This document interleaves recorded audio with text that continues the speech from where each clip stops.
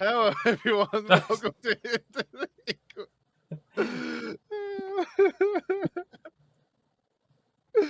I'm your host, Matt, here with my co-host, Hi, I'm Mike. And I'm Scott. and our totally off first attempt at that intro. Anyway. Yeah. Okay, new rule for next time: we should not be filming this late at night. Yeah. Yeah. Okay. So, new set coming out next week. What was your guys' final thought on Into the Inkland? I guess I'll go first. I thought it was a great set. Overall, the variety of decks that we saw, specifically at the set championships, but also just you hear people talking about different color combinations that either were very niche before, or it was just very exciting to see so many different viable decks. And I still don't think that the meta, quote unquote, is found out yet. So I thought it was great. I'm excited for what's coming next. A little nervous, I guess, maybe that the meta might collapse, but we'll see. I enjoyed Into the Inklands for how it changed the game just slightly. We went from the first two sets were very straightforward with the cards being played and just going off of the special abilities of those cards. The introduction of the location cards, it changed how the game was played. And I think that shows the growth that this card game has and where it can go. Yeah, I absolutely loved it. That it was probably my favorite set to play so far. Like what Mike was saying, the variety of decks have been really fun, and that it's been actually tournaments and competitive have been really interesting to play in. I know a lot of complaints of Rise of the Floodborn, what people felt like you were basically playing like one or two decks. So it was nice to see a much bigger variety here. Also, I like they added of locations, and I like how they added to this game so far. And it's really nice to see stuff we saw in the first chapter get support, and actually the scene there's a bigger variety. Mm-hmm. Yeah, I'd like to talk about the locations just a bit. I think that going into the set, everyone was like, "Oh, they're either going to be way underpowered or way overpowered," and ultimately, I would say 3 months in, I feel like they're just about right. No deck has run away because of locations, but it's right sometimes in some decks, which I think is exactly where you want it. Yeah, like I won my champion into the Inkland championship with no locations in my deck. But like one of the few decks I lost a game to was because he had two Queen Towers out, and I'm like, I can't deal with that quick enough. Mm-hmm. Scott, what do you think about locations? I really enjoyed them. When they first got announced, I was nervous about them because I didn't know how well they were going to be played or how they were going to be played at first. Even after we got the instructions on how locations are played, it dawned on me like I'm still not entirely sure I'm wrapping my head around them correctly. But once we got the locations, we got the set, we started playing with them. I found I really enjoy playing with my locations, and I'm excited to play with more of them. Yeah, I like also that they're. It appears that it's going to be an evergreen mechanic. At least in the next set, they're having more locations, so we can continue to see it grow. I think I'd be a bit disappointed if they was only Into the Inklands and not future sets. Oh yeah, that's something I saw a lot, especially in Magic. A lot of times though, like add mechanics or stuff that was like big in like one set or like one block, and then they kind of just abandon it. Um, so yeah, from what we've been hearing from developers, locations are here to stay, and they're gonna be a big part of the game moving forward.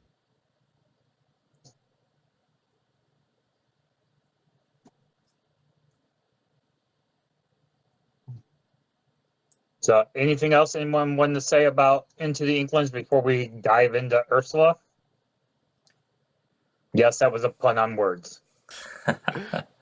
I'd like to touch on the lore a bit. I thought it was interesting that, coming up, we can look back as far as set one and see that they've been dropping hints about Ursula Returns. And so I wonder what kind of lore and things they've dropped for us in Into the Inklands that we kind of missed or we haven't really put together that's going to be revealed to us. So uh, I'm assuming, I mean, artists love doing this, designers, creators, creative types love kind of weaving in stories and things that you don't realize are part of the story until they are. So yeah, nothing stands out to me that I was like, oh, what is that about other than the few cards like Starlight Vial or, things that hint at Lorcana specific lore, but nothing, they don't really go into depth about how it plays into the actual story. Yeah, that's one of the things I'm really interested to with the lore of Lorcana, seeing how it plays with the movies that are already out, the TV shows, see how they tie into them. But I'm also interested in seeing what is changed for Lorcana. What do they change to make this a unique version of these characters? And the overall storyline that we're getting now with Ursula and seeing and tying it all the way back to the first chapter is a fun little story thread that I like reading. But it does make me wonder what comes next. They already announced that Ursula's return is the finale of the first storyline. So now I'm Mm. curious as to what's going to happen. Yeah, it's interesting. So like now, like from lore point, like the Lumineers are still relatively new at being a Lumineer. There's still a lot we don't know, and the characters don't know about being a Lumineer. And now they're introducing the concept of the characters are actually real in this universe. That some of the call it the Grimmer. So like this Ursula return is supposed to be the real Ursula returning. So we all open ourselves story-wise a whole big Kingdom Hearts type of universe. Will any of these characters could actually really appear. So we could potentially be seeing them setting up new villains as like the Fall or Hades. I would actually love it if they take a hero and they turn it into a Floodborn villain version and have that be a big bad for a set or storyline. Ooh, that would be interesting. I don't know if Disney would loosen the reins on their IP that much to make a hero turn into a villain. I'm the saying, like evil Goofy. Goofy's the one you went with? Thought it would be the funniest. I think Eeyore could Like be a that pretty route, great let's just villain. make it evil Pluto. Yeah. Oh my god. Pluto's a god. God's the best friend. Like, But Eeyore, that'd be like a super oh, depressing as. oh my god. Eeyore would be hilarious as a villain. I mean, Peter Pan not a false threat to be a villain. Oh yeah, he's already kidnapping children. Yeah. Yeah, so yeah, I'm excited for the lore. I'm excited to see what I missed in the last sets. But yeah, I'm ready to dive into the Ursula return. Ursula's return. I gotta say it right. Yeah, I'm really excited for this set. There's a lot of new codes and mechanics that I'm very interested to see where they take the game. I Yeah. am too. Getting to the preview, and as I'm sitting here talking with you guys, I'm looking at some of the upcoming stuff for Ursula, and the more I look at it, the more excited I get for this round of cards. Like, for one thing, honestly, I feel like the artwork that have been really fantastic.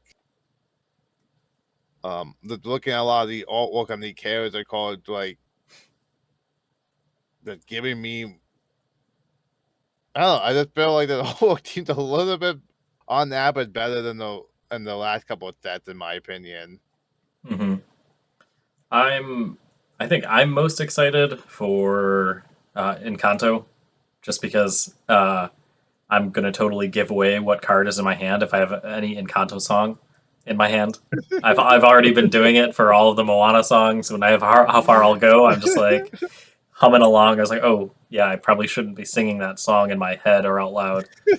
Probably not. So I don't know if I'm gonna be able to hold Hey, back. I have been enjoying the fact that you've been giving away your hand. So I honestly have not even noticed. I'm so focused on what I'm doing. Yeah. Well, like, I'm super excited that we all getting the much more tribal support in this set. Like, Musketeers are getting more cards, and like we haven't got any new Musketeers in the first chapter. Brooms are getting more stuff. Frostum and Jetsum are now gonna be a playable deck. that one I'm excited for. Yeah, I'm I very am not, excited for that. I am not looking forward to you adding more brooms to your deck. Oh, I'm super excited. I think it's gonna be a really good multiplayer deck. I don't know how it's gonna be competitively, but I'm definitely gonna mess around with it.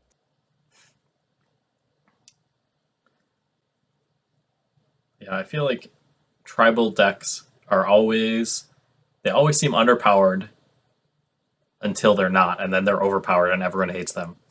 Like Yeah, so they're like pet decks, they're super cute. Oh, you're playing whatever. Yo, brooms, how funny. And then you get schooled by it, 3 games in a row and you're like, "Oh, maybe I don't like brooms anymore." yeah, it takes a while. I know in Magic it took a while for a tribal deck to like pop up in standards, and you have to have like one or two like really ridiculous combos to make it work. So I'm curious to see how well Brooms do. I know right now the tribal that people are thinking are gonna do the best is gonna be Heroes, and that's another deck I kind of want to play with. Hmm. Um, Do we mind well, listing off all the tribals that we have so far? Like all the card types that are specifically referenced. So I know so there's in the first set there was princesses, villains, uh, musketeers, right? yep, Musketeers Tabard. Yeah. I don't know if you'd consider bodyguard or not a tribal, but it's not a card type, but an ability Body, that's kind of an identity. yeah, Bodyguard kind of have a bit of kind of tribal stuff with it. But Brooms also, Yep. I think Pilots. that what? Pilots. Sorry, repeat that. Pilots. Like Captain Hook, Oh, Piglet. Oh, pirates. Sorry, it was Pilot like that dropping out on yeah, there. yeah, there's some mic issues on your end. But that's Into the Inkland. That one got added. No, there was Captain Hook was in the first set. Right. The Oh, tribal mechanics were yeah. there was no cards that specifically reference only pirates. I don't think. There's yeah, I'm trying to think of any other ones that have existed, but now we're getting Hero, we have Madrigal, we have um, more Musketeers, more Brooms. Is there anything else that we missed? You guys can think of off the top of your head? No, off the top of my head. There was that one Duke guy who Like royalty, yeah. yeah, and then also Pride Land also benefit from Kingdom Printed. Yeah. Male So, royalty. yeah.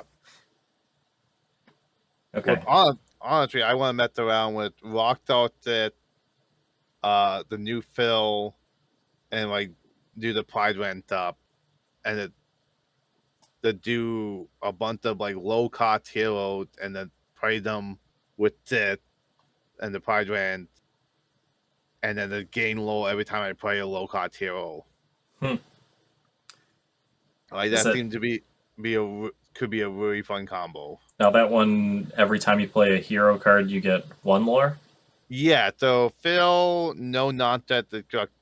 That's not his full name. Mm-hmm.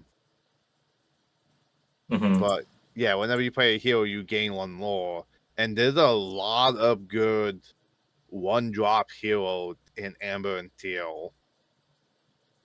So combine that with Locked It, and then have a Simba on Pride Land, and you're either playing all those heroes for cheap or free, Oh and wow. you Yeah. yeah. Kind of like an infinite draw. Not infinite, but if you throw in like the Cinderella too, the 2-drop, she's got to be a hero. The Steel Cinderella that so Yeah, 1/2, and you draw and discard, so you can filter even more. yeah, and then the one drop Simba. Mm-hmm. Like there's a lot. I feel like there's a lot of potential in that deck build. All right, I know what you're bringing week 1. Boomed. Oh Man, yeah, very obvious. Week 2 would probably be this. fine. Well, I see what we gotta see what I draw. I mean, I pull from pack. Like if I don't have fulfilled, the deck not worth building. Yeah, is he a rare? Yeah, he's a rare. Okay.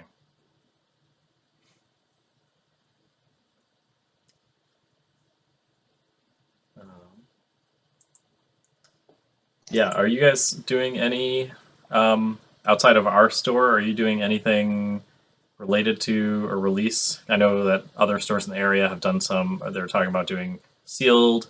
I think at Sylvan Factory.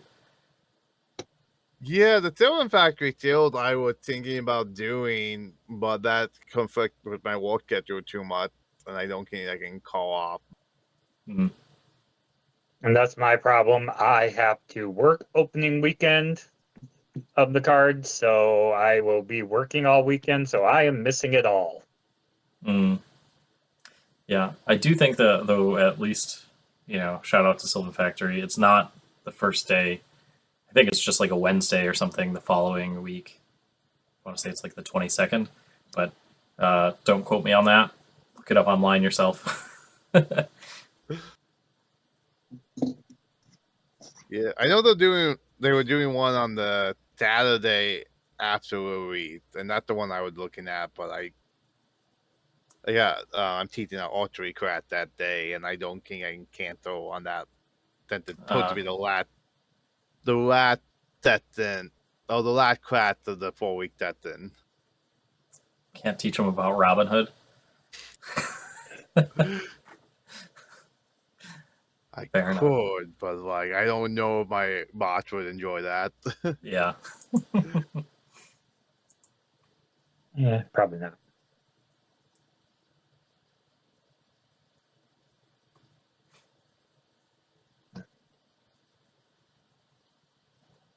So do we want to dive into the new mechanics of the new set coming out? Yeah. So like the first one is the Sing Together rule, which is something we might have actually talked about one team on the keyword episodes. Yeah, I Mhm. think because we were talking about how we wanted it. yeah, so it's different than what I originally wanted. So this is like you tap it's on the card that sums the Sing Together. While I wanted a character with the ability to do this. But they're interesting. They have a lot of powerful abilities, and but like a lot of them are non-inkable and they're very high cost ones.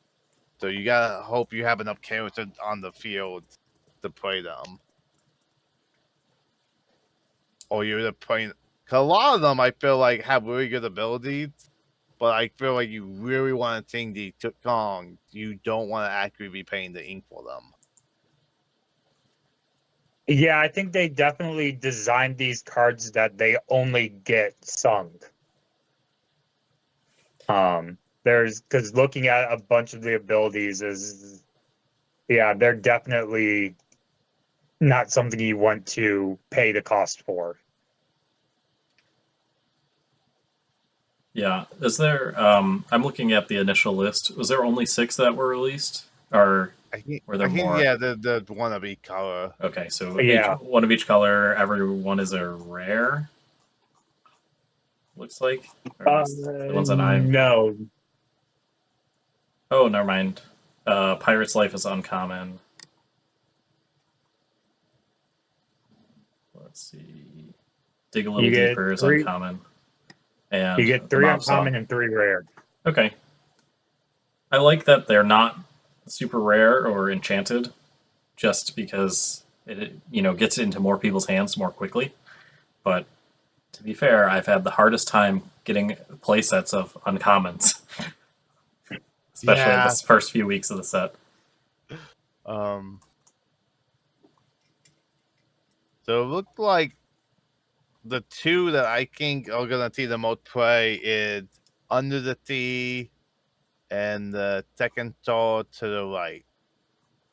Sorry, you say Under the Sea, and I start singing it in my head. Yeah, so a lot of people are talking about the combo potential with the Kita Protector of Atlantis at Under the Sea, because you play Kita, all your opponents become 0 strength, and then you play Under the Sea, and they all go to the bottom of the deck. So this is a pretty effective board wipe for Emerald. Yeah, my issue with that though is, until this card came out, if someone said they were playing Amber Emerald, you would not think that they would ever play anything that costs above 5, even 4, right? That typically there's so many good aggressive or low to the ground cards that it just doesn't make sense to play this kind of card. Well, yeah, right now people are looking at maybe building Amber Emerald song decks. Yeah. I feel like this is a card that you can come from behind with. Like it's a card that is effective when you're behind, but it requires setup of Kita and at least another 3 cost if you're shifting Kita. But if you're not shifting Kita, you need to have probably 3 other characters that you're exerting. Like, I think they're going to be great in multiplayer, because in multiplayer games you do want more board wipe, and I think that they're going to make multiplayer games so much more interesting. Yeah, I don't mean to be so negative about the card. I think the reason why I say it's interesting is I'm hoping that it forces people to think beyond just the typical Amber Emerald archetype that you would see of very low to the ground aggro decks, and see something that maybe people are like, oh, maybe I can go a little mid range, tempo or even control with these colors. Yeah, this is something we were talking about earlier with Into the Inklands, is that we saw a lot more variety of decks in that one. I'm thinking we're going to see a lot more variety of decks in the same color combination. So some color combinations, if you build them, that person is only playing this build. Mm-hmm. So this is gonna with this set, we're potentially going to see more builds in the same color combination we were seeing before. So just because you know what color someone is playing does not necessarily mean you know what the deck is going to be. Yeah, I'm excited for that. The first chapter, when everyone was playing Ruby Amethyst and it was a super slow control decks, I was like, I'm gonna make Ruby Amethyst Mulan deck, and I played it and it didn't work, and then I kept tweaking it, and then I eventually ended up in a Ruby Amethyst control deck because the card pool is limited, and you just shift out. Oh, this one's not that great. Here's a better one. and I just ended up with the same deck that everyone else had. A Dame. Like, I went the Dame route in the first chapter. So I'm hoping that there's enough strength in different archetypes within the colors that it's not like you just shift one card at a time and then you end up eventually at the same deck for each color. But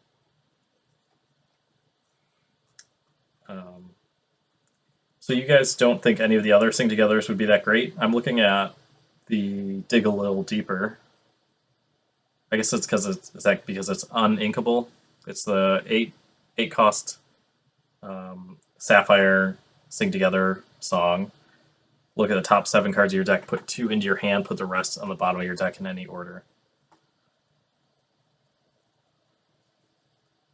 That one could be interesting. It called advantage, but again, like, you're either playing that pretty late game with big bodied, or you just have to have a wide board. Mm-hmm. I mean, Tamato can sing it. That is true. Thomas could sing it. He doesn't need anybody to help. I just think it's not unheard of for them to have big bodies, and you have like in Sapphire, Ruby, you'd have like a Lady Tremaine. That's you're already there almost, and any other character. But like, unless you all really running a Fitbone Quill, like, I feel like most people are all running Fitbone Quill. I feel like you're not gonna be playing a full playset of them. Yeah, that's true. I would not want to play 4 of them, but I could see playing 2.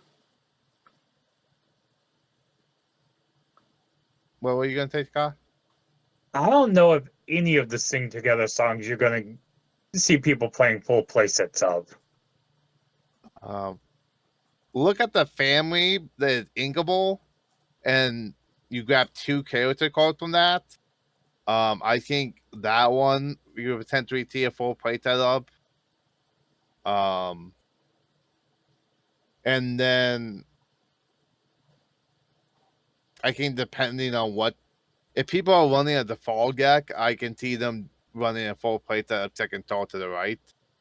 Just a draw. Yeah. Yeah. Let's see the other one. If Watch. people are, Go ahead. If people are trying to do the Kita under the T combo, they're gonna probably be running a full playset of that. So I really think it is what deck they're building. So out of these ones, which do you think is the worst or least playable?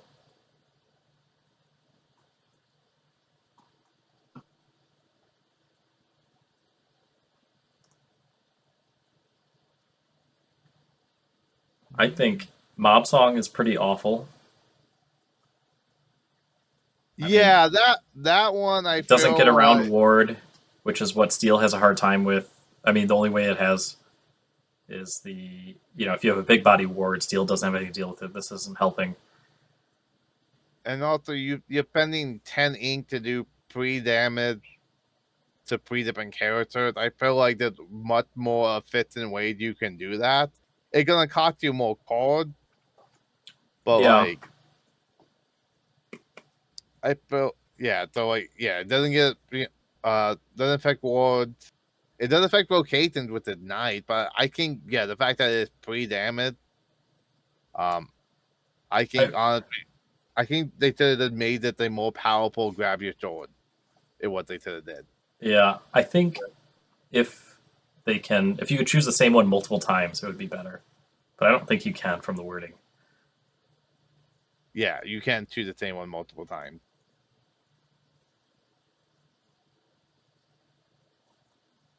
Scott, you have Oh, go ahead.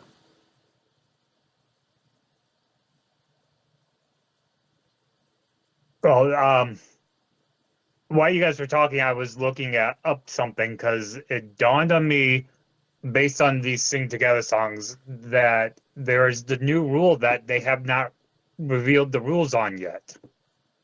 And if you read Sing Together rules, it says any number of your or your teammates' characters. And I was just looking up the rules, and the rules specifically say team games are a subset of multiplayer games, but team games are not covered in the rules yet. And Ooh. the rule book specifically say the team games are not covered in this rule book yet. Ooh. Okay, that's exciting. So it's actually team format. Yeah. I think that would make some of these cards much better. Much better. Yeah, because as you guys were talking, I'm like, wait a minute, it caught my eye. I'm like, we don't know about this yet. Yeah. What do you think? It's gonna be the pre-Musketeers format or the pre Kevin? What was Donald's group? The pre-Caballeros? Yeah, the three amigos of the three caballeros. Yeah. Yeah. So yeah, that would make it if we're able to play as teams, and each teammate can each use a one character to reach that sing together limit.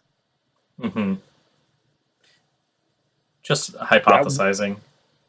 yeah, that Do you would definitely change how some of these cards get played. yeah. Yeah, I definitely feel like in team event, especially in those, if you know them ahead of time, like you can and you build your deck with your teammate, like I can definitely see a lot of these being played more often then because then you're more likely to body the king. Now, if you were a game designer and you had to come up with a team mode, would you make it so that way both players had to get to 20 lore? Or would you make it so that way the combined amount had to be I a would set lore? I would I would do the combined amount 30. Okay. I was gonna say 30 is what I would say too, combined. Yeah, because if it's only one person doing all the work, it's gonna be slightly harder. But with two people, it's still like getting them to 15. So you still have a lot of difficulty, but it's a little bit easing the burden. Um, especially since like the way it was is like Aladdin and anything that make you lose lore, uh, your opponents are losing too. Yeah. I guess would Aladdin be a -4 and a +2 then? If it was a 2 versus 2? Yeah. Okay. It's I don't interesting. think it would. So it depends on it if they would if the team will say the team counts as one opponent or if the team count for two opponents. For each opponent, yeah. Yeah. Well, that's So exciting. I mean, maybe we can just playtest this one of these Fridays that we're hanging out, and I'll ring Micah in or something. And yeah, the way it works for two-headed giant and magic is it for cause effect like that, it counts at two opponents. mhm. Um so I imagine since the game pulled so much from magic, it will count at two opponents.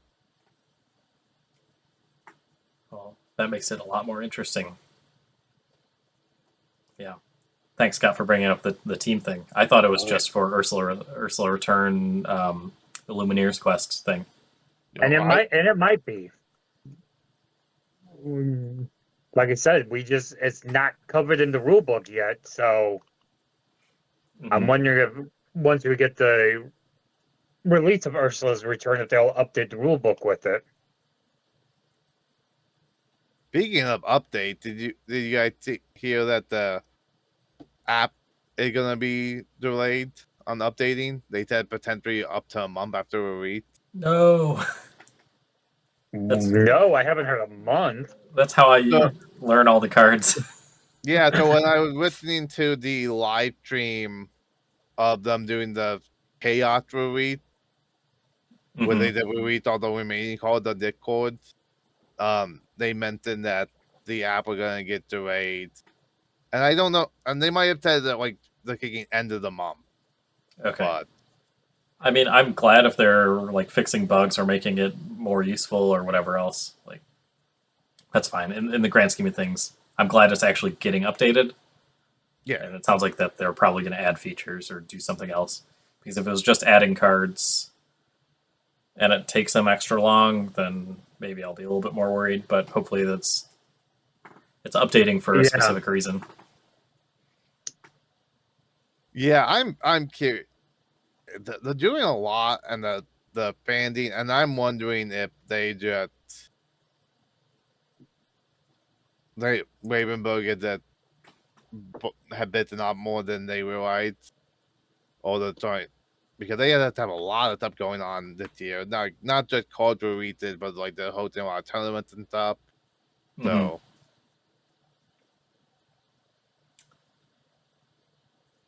I don't know, but So overall, Sing Together, what would you say on a scale of 1 to 5? 1 being not hyped at all, and 5 being I'm ready to put all of the cards into my deck now. Where are you guys at? I'm somewhere in between a 2 and a 3. I like the concept. Um, I think we brought up more questions on these cards than we have answers for right now. So I'm at the point where I need to wait till we actually get the cards and actually get to play them before I can actually make a final decision. Mm-hmm. yeah, I'm a thought 3. I think the mechanic is a good mechanic. I think they did a good thing for the game. I feel like I said, some of these card teams were a little underwhelming, and I feel like only about half of them are gonna see play. So, but I think that it's a good mechanic, and I hope we see more of it. Mm-hmm. Yeah, I think I'm thinking about it now. The I think I'm 3 also out of 5. I think the uninkable part is just it's there for a reason. I'm guessing they did some internal playtesting. They're like, it's crazy if they're all inkable. Well, honestly, if the second tower to the right, if that was inkable, not a single amethyst deck would not want to play that of it. Yeah. Well, because you're drawing 5 cards, so it's replacing itself and adding 4 cards. So Yeah, comparing that to Friends on the Other Side, it's 4 times better. So yeah, I was just thinking through this play line too. Is like maybe the steel one isn't as bad if you do turn 1 Cinderella, and you sing whatever like Let the Storm Rage On.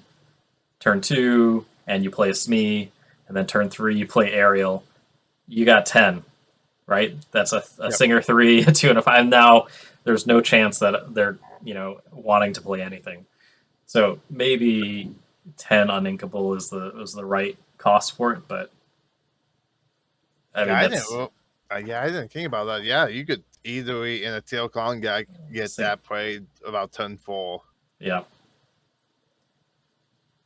But they're also they have to pay the the cost if they're putting these this uninkable in their deck because there's a chance that they don't draw it or their card gets removed, and now they're stuck with a 10 cost. And then also though, when you also factor in that with Ursula, the Deceiver ball, she can double ting all these. So Right. they say that her effect would still trigger twice. Yeah. Um, so that makes these also way more powerful. Except for like Under the Sea, which is funny because that's the one in her color. Yeah. I think that was on purpose. Yeah. I'll tell you the con I'm most excited about. I'm most excited about We Don't Talk About Bruno. That card is fantastic. Like the artwork and like pretty sure I said this on the show, but I can get chanted to only be charactered. But I actually really liked it to chanted, and I would be very happy if I got the Kong chanted. Oh yeah, it is an enchanted, isn't it? Yeah, but Mhm. we turn to chosen character to the player's hand, and then that player did call the card at random. And as someone who played a lot of the Dick called Gek, by turn 5, my opponent doesn't often have a hand. So if I'm bouncing, so they could trade up a hard removal for me because I'm bouncing a character back to hand, and then that's the only card in their hand. It's gone. I mean, it's better than that because if you have a Prince John out, it's now hard removal and card draw for you. Yep. Yeah. And so it's free. Yeah. If you have, well, I mean, your deck is not running that many 5 costs though, so. Only running one, and I might kick that guy out for this card. So you're not even singing it, but yeah. Yeah, no, I can they call it fantastic, and I can, especially with we'll talk about it in a moment. I think Dick called about to be way more powerful because of the next new mechanic, the having to tip the new tip cost being discarding. Yeah, so alternate shift cost. It's not just discarding though, because is it all discarding? Yeah, it's discarding, but it's different types of cards. It's either yeah, there's some that but action or yeah. Okay. and some are just straight up the Dick card.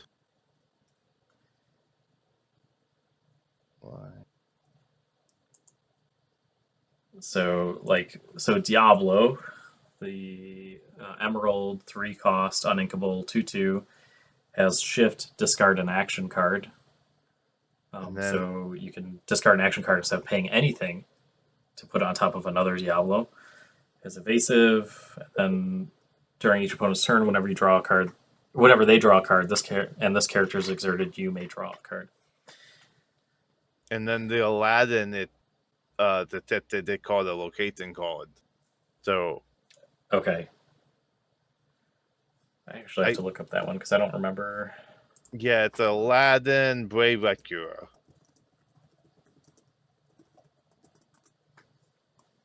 But I think this is good to give alternate cards. Like, it's gonna allow you to play a lot more stuff quicker. So they're gonna speed up a lot of Gek, and they're gonna make your board stay a lot quicker. And then Photon Jetsum is just the card 2 cards to tip there. But though this is gonna make draw way more important to Gek that rely on the tipping these characters. Yeah, I mean, it's definitely, it's like leaning into, so shift already is like discarding a card, except it's, it's essentially sacrifice a character that's on board. But also though, because of this, like this Aladdin, Brave Rescuer, you can tip him turn 1. Cause Aladdin have a 1-drop, I believe. Does he? He at very least have a 2-drop, so you can get Yeah, the guy out super early. Let's see, Aladdin. Oh no, Aladdin does have a 1-drop. Aladdin with all swordsmen. Yeah, the 1/3. That just okay. Yeah, it's in same color too, so that's in this set. Okay, that's why I didn't realize it. Huh. So turn 1, you're inking a card, you're playing Aladdin, and you are discarding a location to play another Aladdin. You're dumping 4 cards out of your hand to get a 3/3 on turn 1. I think, if anything, it can make the steal abilities where it's like if you have no cards in hand and this card is exerted, do something special. Yeah. Like the Tiana and there's another the Piglet. Yeah, new Piglet. I think it plays into that well, but I don't know. I'm glad that there's alternate costs because like I just think cards are so valuable in your hand, and it's just very few decks have the problem where they have too many cards in their hand that they can afford to discard them. So I think it's going to take a lot of mental math while you're playing these cards to say, is this actually worth it?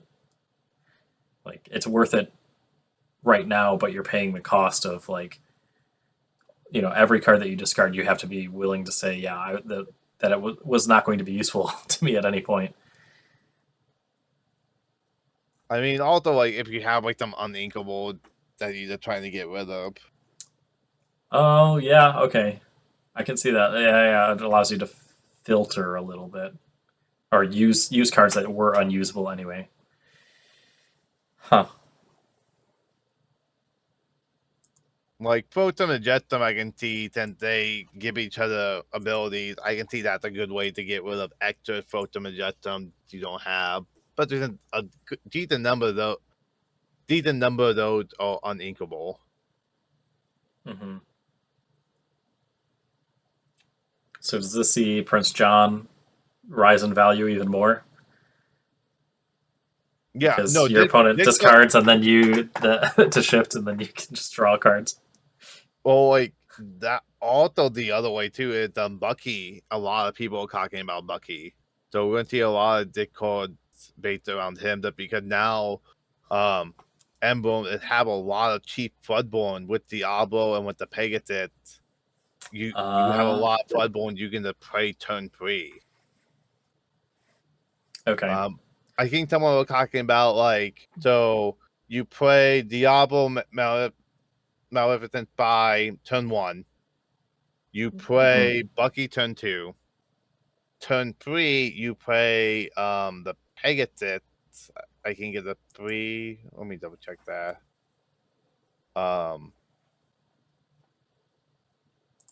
And then, oh no, so you have to pay the you have to play Pegasus, get it for hero turn 1. And then you can tip the Pegasus for free. But yeah, there's a lot of good low cost Floodborn in Emblem that people can that gonna make Bucky way more useful. Mm-hmm. So I And thought, okay, go ahead. oh, and yeah, like I was saying that with the code, getting rid of the resources you can use to play this alternate card is really gonna hurt and throw people down now.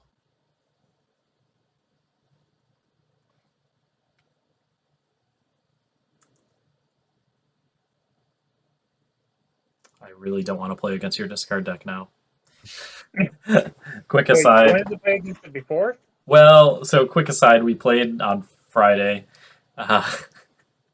which I guess right now at time of recording was yesterday, against Matt's discard deck, and it was just a 3-person multiplayer with all 3 of us, and it ended up being me and Scott against Matt because his deck got better, like twice as good in multiplayer because 2 people were discarding, and he got double Prince John out, so he had a mitt full of hands. I'm sorry, mitt full of cards. So I think at most I had 9 cards in hand. yeah, and both of us had 0. So yeah, that's a lot.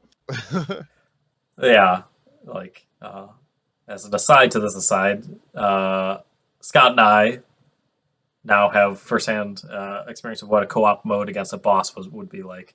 So Yeah. So does this mean we just get to start calling Matt Ursula? ooh. Let's see if I win the next set championship. Have you guys seen that playmat? Oh yes, I did see have. it. Oh, that playmat looked fantastic. Like, for one game, they fixed the #1 issue I had with the Sith championship playmat. They actually put a different cool font for the champion into the basic white block that the Sith one would. Oh yeah. And then also this one is not just the card art. You can actually see the Illuminated on there, which Yeah. I am really excited to see them on official merchandise. Yeah, that is cool. It makes it feel like it's not just they're just not using the characters and like without thinking about the world building. Yeah. So yeah, this one that definitely felt like it's a lot more thought into it. So I'm excited for that. All right, well, You'll have to share it with us because I don't know if Scott and I are gonna win one. We can get you there. Like I can go honestly, the distance. when I saw that like Ursula were gonna be the championship call, I'm like, okay, I can get God up to competitiveness so he can get one. Yeah, we'll just have to do the circuit where we, find 7 stores to go to. Yeah, so back to the shift to discard. I don't know. I'm probably only a 2 out of 5 on this. Just I think discarding is so hard. There's potential for comboing with Blue Fairy because you get back the card that you're discarding, so it's kind of like a churn mechanic because everything that you're playing with shift to discard to shift um, is automatically a Floodborn. Um, I don't know. I think it'll be very interesting to see if anyone really pushes it to the extreme where it's that advantageous. I just think shifting is already your card disadvantage, and then now you're putting yourself like a 3-1 if somebody has a single removal for it. So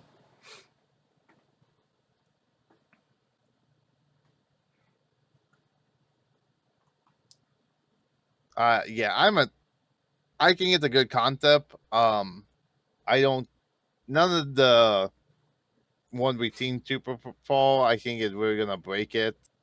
Bottom against them though could be, I think, the cheapest one of those is pre-cost, so you potentially could be getting a 5/5 for 2 low on turn 3. Like it's gonna cost you full card, but could be interesting. Um, Also, I'm curious to see like what are they gonna do with the concept because like we might get one in the future that like the pay too low and you can tip. yeah, I think that would be much more powerful. Um, I think that's a mechanic that we will probably see eventually somewhere in this game. Whether it's a mechanic to shift or if it's a mechanic for something else, I think we will eventually see pay Lord to do something. mhm. I do have to say though that this mechanic will benefit. It benefits the control style and tempo style much more than your aggro styles. Yeah. Just because those are the ones that have much more card draw, or they're willing to make those inefficient trades because they know that their card strength overall is much better later. Yeah. So maybe it's good in that sense where it's a check on against the hyper aggro decks.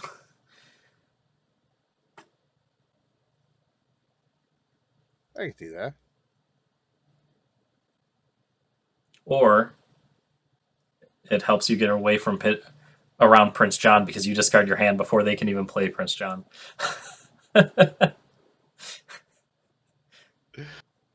Yeah. I don't get any benefit if you don't have any hands.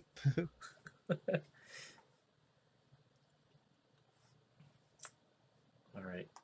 And the last new mechanic that so far there's only one card that have this ability, but this is a very common thing in all other card games. The search for card ability, which right now,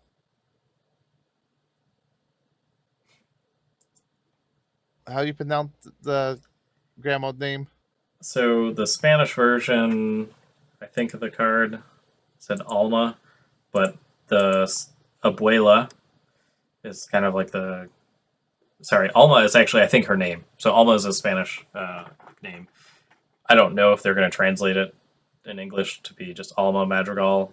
I don't think we ever hear her being called Alma by the characters. And often it's always Abuela, but um, so yeah, I'll just say Alma. But Yeah. she's a 3 cost uninkable. And when you play it, search your deck for a magical character and reveal that card to all players. Shuffle your deck. Place that card on top of your deck. That's a powerful ability, and it is super great because not only does it guarantee you another character, you get to pick it, so you get to find what you need the most. So when the short amount of time I was playing the Final Fantasy card game, I did a Scion of the Song deck that heavily relied on this type of mechanic. So this makes your deck way more consistent. It really helped you get the answer you need for problems. And I think when we start seeing more cards like this, like I'm very sad we did not get this for Broom. It always comes back to the brooms. Always come back to the Broom. So here's my question, though. In what you were just discussing, Matt, was that a put into your hand ability, or was it a put on top of your deck? So this is Put into your hand. a put on top of your deck, according That's to this translation that I'm looking at. So okay. Yeah. I like the fact that it's put on top of the deck because it doesn't make it so OP. The ability when you go up against it, it balances it out. It's still really powerful, and I I mean, definitely Oh yeah, it's hugely powerful. But like if I'm going up against this, I can at least say, okay, he's not getting that card immediately. He still has another action he has to take to get that card. unless he has the sorcerer's hat.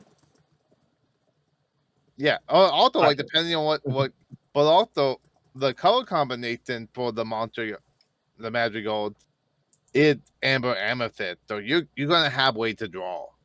Hmm. Um, so yeah, I'm thinking which madrigal would you actually search for, like that you would only want a one of that you'd use this for. Um,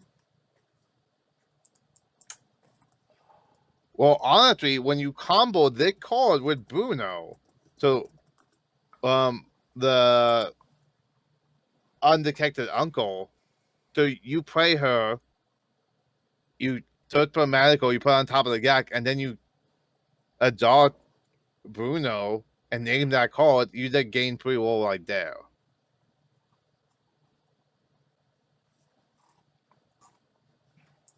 Um, so that's just a good combo ability for it. Let me see.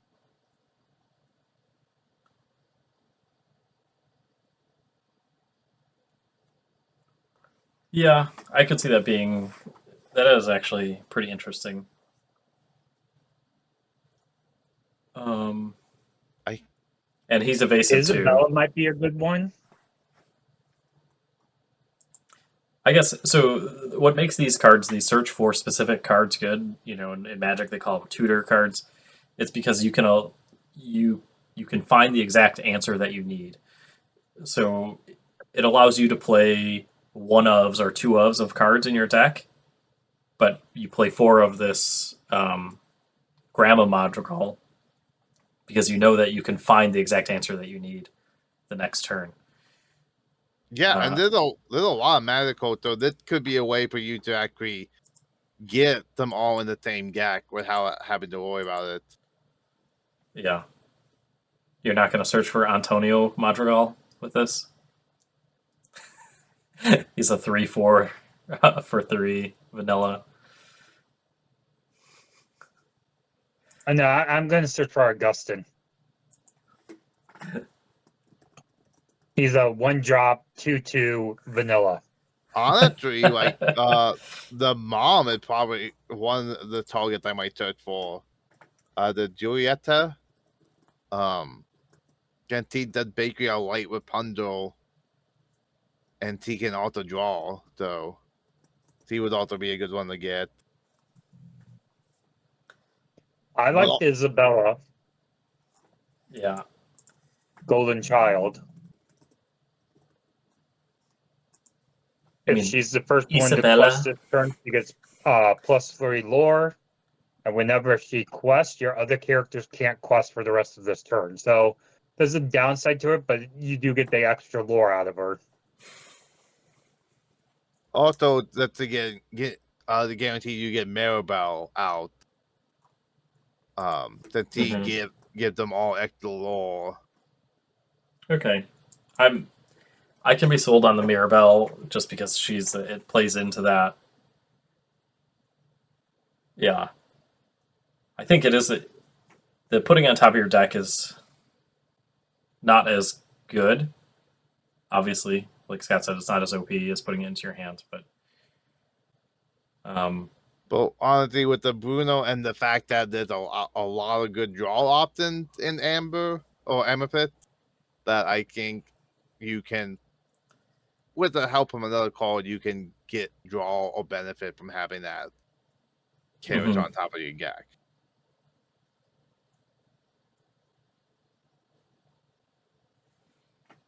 Okay, I'm looking forward to seeing the Madrigal deck. Yeah, this one I definitely think is going to be interesting to see. I think there's some fun builds you can do with it. Hold on, now I have to look up Casita to see what it does. Okay, just it's a 1/6 location for 1, move for 1. Sorry, 1/6. Yeah. At the start of your turn, if you have a character here, gain 1 lore. So.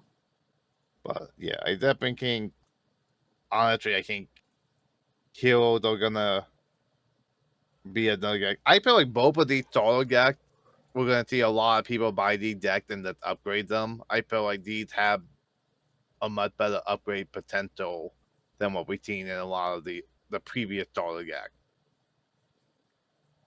And I like how these solo decks are a lot more themed, because we're getting heroes and we're getting magic gold.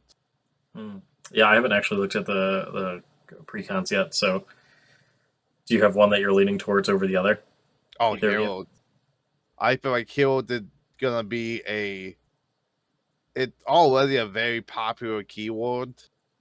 So I feel like that if we're gonna get this is most likely the most competitive tribal. It's gonna be heroes. Okay. Yeah, I mean, it seems like it's the most widely available um, character type.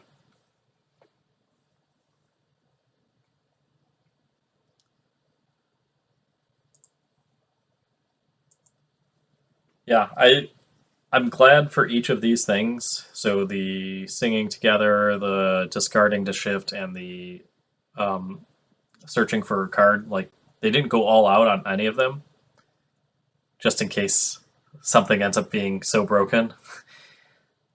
Yeah, Uh, so I go think ahead. they're doing a really good job. Like we're getting a power creep, but they are having it really actually be a creep. It's just slowly going up. Hmm.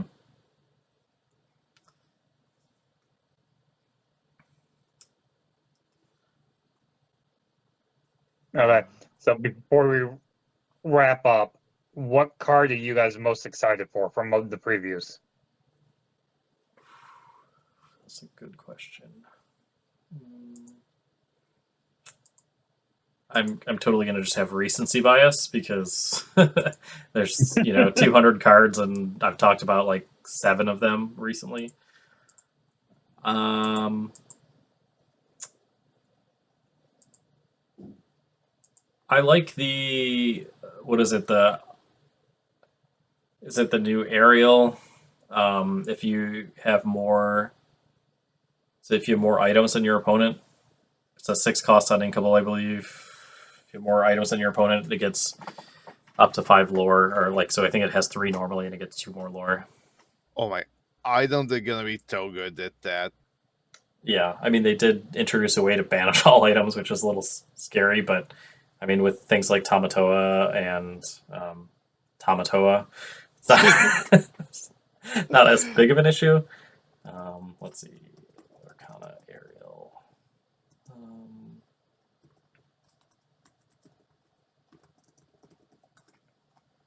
Honestly, I can't pick just one. But the brooms I probably am most excited for. We're getting 4 new brooms, and 3 out of the 4 have good abilities on them, and the 4th is at the vanilla. But I feel like I'm excited. It's finally the deck I wanted to play since the game comes out. It's finally actually gonna be really playable, and I'm super excited for that. Brooms, always brooms. Always brooms. Got what you But want? I can't say anything because the card I'm most excited for, you guys can guess, knowing me, but I am most excited for the new location card, the wall. That one also getting enchanted. So Yes, it is getting enchanted. Not just one wall. You want 2 walls. I want 2 walls. A wall for Yes. my wall. But yes, you guys know me, you know my deck. I absolutely must have that card. Mm-hmm. Uh, But I yeah. am excited as we've been sitting here well, let me rephrase that. As you two have been sitting here talking, I've been listening. I've been looking at the cards coming out for set 4. And there's some interesting things I'm noticing about the lore and the storyline. And it's catching my eye because these are new terms and new items that we don't know anything about. Oh yeah. Do you have a couple of nuggets you want to drop? The one that drew my eye the most was the new Amethyst Ursula, the Mad Sea Witch. Her flavor text says after her flotsam, I can't rule Lorcana without the Hexwell crown. This is Mm. the only mention of the Hexwell crown. So also, I was going to say the inkwell, or the not inkwell symbol, just like the card cost symbol, is a hexagon, Mm-hmm. and there are 6 And colors. we have a couple of cards with the crown on them, but that's the only mention of what the crown is called. Mm-hmm. What were you going to say, Matt? oh, what was I gonna say? Oh, I like how for like the real Ultra and the Ultra Grimmer, they, especially when they are together, they have one with dyed hair. Mm-hmm. Actually, I was going to mention that too. If you go back, and I did this as you guys were talking, you go back and look at the Ursula cards throughout the entire set. Some of the Ursulas have plain white hair, and some have the colored hair. Hmm. So I So you can think tell that's that been it's, planned all along. Which yeah, one was which? which was which. Say that 5 times fast. Yeah, because I can't think that Ultra Deceiver and Ultra Deceiver all might not be the same Ultra. I don't think it is because they when you look at the Ursula cards, let me pull them back up.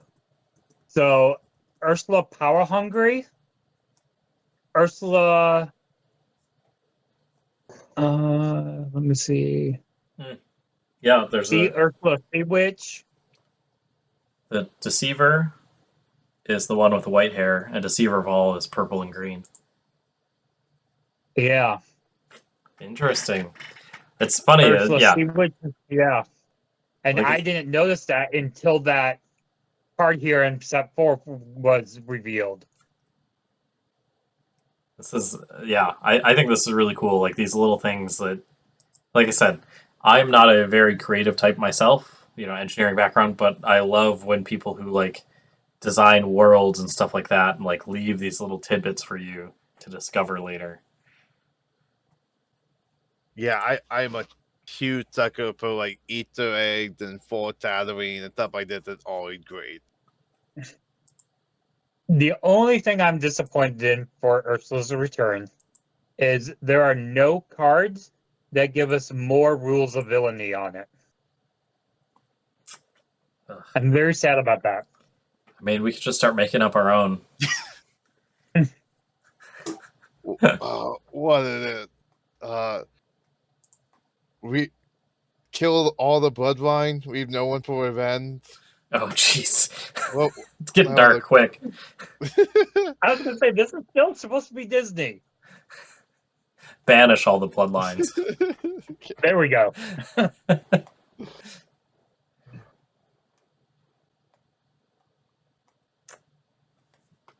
See, keep your grades up. Always keep your grades up. Oh man. Yeah. So I'm excited for the new set. Well, I mean, so when this releases, it'll be about 2 days until it comes out in your LGS. And yeah, I already know that I'm going to be hunting from store to store when the retail store releases just to get my hand on the single player. Or sorry, Yeah, the PvE version. yeah. The Illumina quest is gonna be interesting, especially with the whale foil, the secret cards. I think that's gonna cause some people to like want to buy it all up. Yeah. Have you seen any of the memes about it where they it's like shows that pack and then it shows it opened and then out pops the rule cards about the Yeah, location. It's like I almost sent that to you Manui. guys. Yeah, that was funny. It's like, oh, I mean, I would totally laugh, but then secretly hate it if they did that. And then we're gonna. I know some people are not gonna do this, but I feel like we're gonna honor the no spoiler on this podcast for what's in there. Yeah, I don't think we will say anything about it until the next set. Uh, I I think would it's probably, I would say Or once Lorcana starts talking about it, we fine, can talk about it. fine, but I imagine they want to make sure people can get their hands on it, and if they are doing a much more limited release of it than they were expecting because of production, which sounds like might be happening, they may with not talk about it for a while. honestly, if the co-op are gonna be popular, so if they're gonna be doing the co-op for every set, I think they should reprint it one for a while. Yeah, I mean, I I hope think so. I'm guessing. So here's my guess is that this is a once a year thing because they're releasing sets every 3 months, and every fourth set release is kind of like the culmination of that storyline.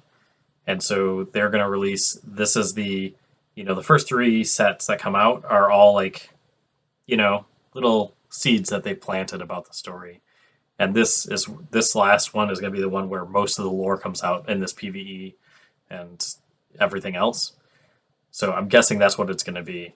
So I imagine they'll reprint this all the way until next year when they have the Oh, next one that comes out for the next hopefully. whatever. So Hopefully. yeah. But it just might mean that we might not be able to talk about it for a year. Nah, I guarantee you, like I've always seen spoilers on Reddit. Like people are always spoiling it. Yeah.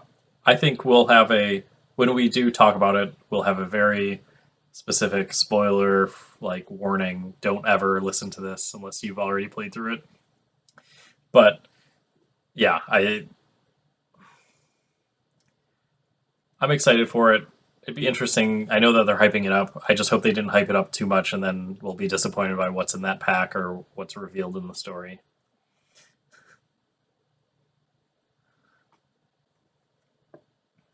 It'd be interesting. Well, do we want to move on to call of the week, Yeah, we should close this out. or do we want to? We got like 50 minutes. Or do we want to skip call of the week this week? Let's just do card of the week because we briefly talked about it already. Yeah. So the call of the week is. Oh wait, no. God, do you want to do this? Knowing your segment. The card of the week this time is Ursula, Deceiver of All, coming to us from Into the Inklands. She is a three drop inkable, a 2/3 card, Dreamborn Villain Sorcerer, 1 lore, with the ability of whenever this character sings a song, you may play that song again from your discard for free, and then put it on the bottom of your deck. The card is drawn by Matthew Robert Davies, and it has the flavor text of "I don't want much, just the most powerful lore." And what color is her hair? She has colored hair, so she has purple, green, and white. So I believe this is going to end up being a Glimmer, which makes sense with her being called Deceiver of all. She's been deceiving us all along. Yeah. There is one card that has flavor text on it. I don't remember which one it is. Maybe it's something about a contract. But I remember reading it, and it was Ursula talking about how she can't believe that she was betrayed, and the other character on it was like the side profile of another Ursula.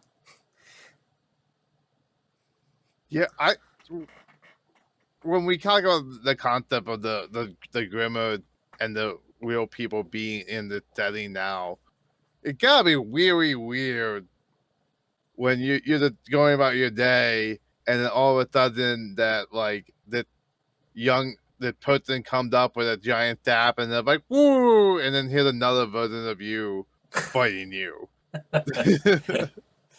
Yeah, yeah, that is true.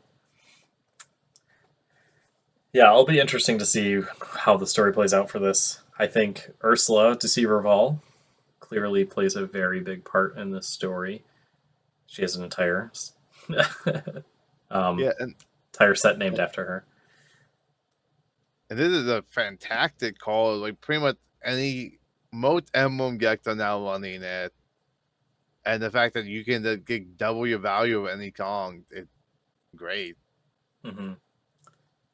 Yeah, I think so. Currently, I'm looking at it on TCG Player. This card is selling at $39 with the market price. Yeah, $39. He thought way up. I think he like doubled in price when the Team Together got announced, and they confirmed that he did double them. That's when everyone started buying her. Yeah. So I think it's a great card. I think um, she is a card that makes you ask. Or sorry, she's a card that when you put it in your deck or when she exists, makes everyone have to answer the question, what are you going to do when I play this on turn 3? Yeah. Or, if you're wild like me and you have a Sapphire Emerald deck on turn 2. Yeah, there's a fantastic call that when you play it, your opponent doesn't need to answer it or find some way to remove the conch from your hand. Sorry, I said turn 2. You totally can't play it on turn 2. You can only play it on turn 2 if you're doing Amber Emerald. But yeah, like, if you cannot answer her, it's just bad news. It's real bad news. Matt has plenty of experience with this, being the deliverer of bad news. But you do too. Yeah. There's been a couple of So, times you've gotten her off too. so my favorite is, and it totally is like it's a weird deck. Is the Emerald Sapphire, just like Wombo ramp deck, and I've never actually gotten Grammatala out early enough to get the benefit of this, but I'll turn 3, get Ursula Deceiver of all, turn 4, play Mama Odie, the one that when you sing a song, you get to put a card from your top of your deck into your inkwell, and then I'll use Ursula to sing one jump ahead. So I'll put 4 more ink into my inkwell plus the one I ink for that turn. So I'll get up to 8 ink. It's like one of the combos you see pull off, and you're just like, we can't wait you do that again. Yeah. Yeah, in the championship tournament, there was one game I played her, and I had 3 copies of Let the Storm Rage On, and I was playing playing against an Amber Amethyst aggro deck. So anything he would play was just immediately dying. Oh man. And nothing could live long enough on the field to kick out my Ursula because every turn I'm like yoink, yoink, yoink. Yeah. And you get double value out of it too. So it's like you're drawing 2 cards, you're dealing 4 damage. Ugh. Yeah, no, like three turns of just her the kinging with the Tomei on was fantastic for me, not good for them. Yeah. Yeah, I would say this is definitely a meta defining card. Um, it's just, it is a 2/3 for 3, so it's understated, but not by that much. And Well, just because it is so early on the curve too, there's just very few answers that exist for it. and also like when you start getting into the pre card, there's a lot of good songs he can sing. Hmm. Like uh Crank a Raging Fire, with its own way done, Mother What knows is no best. bad. Yeah, strike a match, and our But also like in other colors like Friends on the Other Side, One Jump Ahead, like that a lot of good utility what they called. mhm. And they're only going to make more songs, Yeah. so yeah, she's only going to get better. I think. Well, she's $40 now. I I imagine she might dip a little bit when people realize this thing together is maybe hard to play off. But if you get a chance, I would say buy the dip um, coming up. I would imagine. I can't guarantee. Don't take financial advice from me. But Like I think she on will. She will see a gain in value over time. You know, from I here to the end of the game. I agree with that. He's very much worth having a full play that up. And honestly I think Amber Emblem Song Deck are gonna start becoming a thing after the next set, and I think gonna be a key part of that. Hmm. Maybe people will finally start playing that Ursula shell necklace. Probably not, but Oh, one can hope. oh my god, like you can that doesn't tap, so like you can just keep paying the one to get Yeah, I think the yeah, hard part is you just getting enough ink to make it efficient. And yeah. Ursula shell necklace is 3 cost uninkable, so Well now with the new emerald. Lumineer cane, like everything can be inkable. Yeah, yeah. I might have to build it deck now. Gotta start taking notes of all these and start coming up with all these rogue decks. But yeah, Scott, what do you think about it as far as lore goes? Let's say relating to specifically the movie and then relating to the lore of the game. Uh, Coming straight off of the movie, this card takes Ursula again to the next step. She's Dreamborn, is what it should do. Ursula was a stealer of songs in the movie. She stole Ariel's voice. She stole her song. So this just takes that to the next step, and she gets to play a song and then steal it right back and play it again. So it plays directly into who Ursula is from the movie. Lore-wise from the game, I'm now torn on. With the whole discussion we were just having of who was Ursula, who wasn't Ursula in this game to begin with. Um, I still think this is probably one of the lore-defining cards for the game. I think once we actually get the story of Ursula's return and actually see it play out, I think we're going to find out that this card was one of the cards that was laid out, revealing Ursula's plan all along.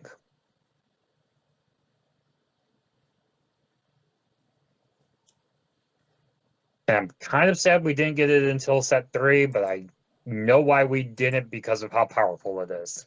Oh my god, it would have dominated if we got in the first chapter. Even the second chapter would have dominated on. Yeah. I mean, I'm just trying to think like what are the current answers to her now? It's like you have to have Smash, or um, have the Pinocchio to exert her with a Madame Mim snake. That's how most of mine die. In that Um, Pinocchio. yeah, and yeah.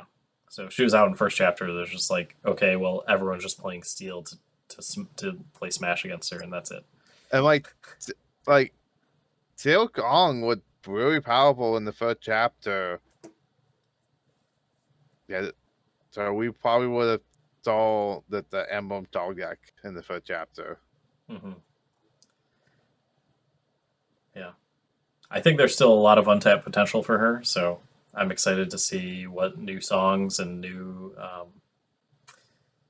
see how people abuse this card. This is totally one. This is a card that feels like the designer said, let's just turn it up a little bit and see how crazy it can Yeah. get.